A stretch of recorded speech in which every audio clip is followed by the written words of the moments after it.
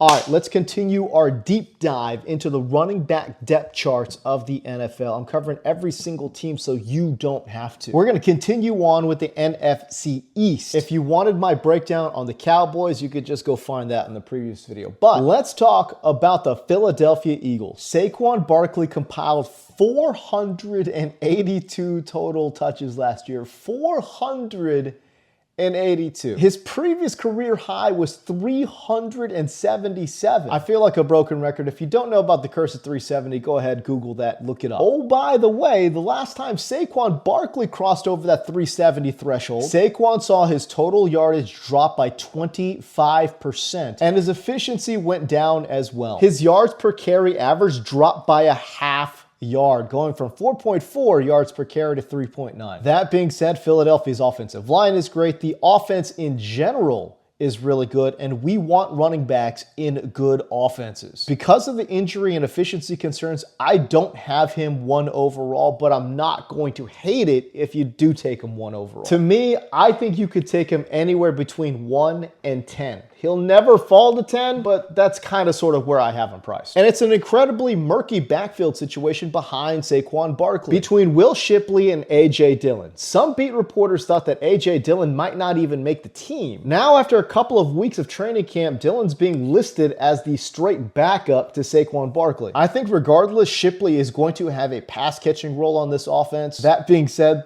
there's not a lot of work there. Philadelphia had the 4th fewest running back targets last year. Because of the workload, you want a handcuff to Saquon Barkley. It's just not clear on who that is. But if it's me, go ahead and give me Will Shipley. He's a younger player. He ran a 4.39 40, and he's got pass-catching chops. As for the randoms, if you're looking for a deep sleeper, how about Montrell Johnson? Again, given the depth chart, I don't even know if he makes the team, but if he does, he has some really interesting athletic traits. 5'11", 212 pounds, and he ran a very impressive 4.41 140. I thought he was a really good straight line player, and when the holes were blocked up, oh my goodness, this guy was a chore to bring down. He was routinely shedding smaller defenders with a very disrespectful truck stick and a bevy of stiff arms. By the way, if you enjoy videos like this, man, consider hitting that like and subscribe button to this channel.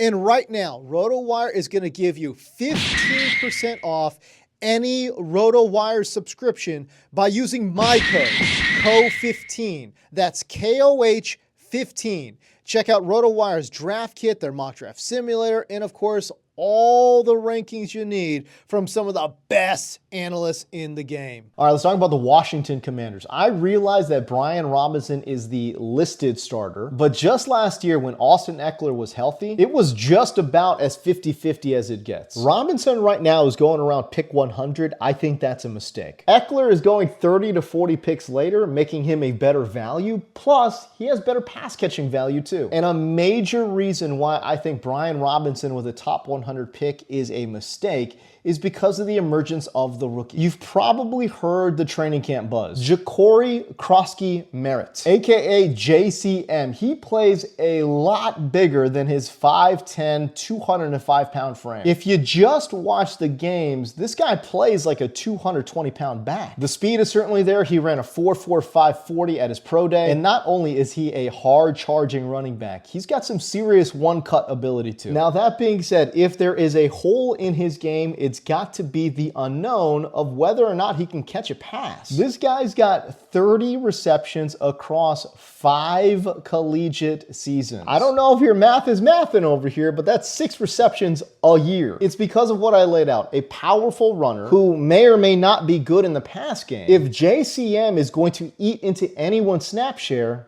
it's going to be Brian Robinson. Worst case scenario, it ends up being all 3. So at cost, I definitely do not want Brian Robinson. I do think you could take a dart throw at JCM in the late rounds. But if this guy's going in the first 10 rounds, just let him go. And finally, in the NFC East, we got to talk about the New York Football Giants. Listen, I've done a whole video breaking down Cam Skattebo and how he's a perfect fit for the Giants' offensive run scheme and all that. Like, I love Cam Skattebo. That being said, for fantasy purposes, this backfield is completely mispriced. Both backs have very similar ADPs. Drafters truly believe that this is going to be a 50-50 backfield, and that very well may be the case. Look, I get it. Skattebo is exciting exciting. He was one of the most electric players in college football last year. But he's been dealing with a hamstring injury that has sidelined him for much of training camp. And let's talk about the pass catching. Keep in mind, Tracy, a converted wide receiver, was top 15 in running back targets last year. This despite the fact that he really didn't get going until week 5. If he's the unquestioned starter week 1, and right now there's no reason not to think that, this is a guy that's taking home top 10, maybe top 5 running back targets this year. Even if Skattebo challenges him for carries, and yes, I do think he will, the receptions will continually lift Tracy above Skattebo in PPR formats. And given his current price tag outside of the top 80 picks, I love the floor ceiling play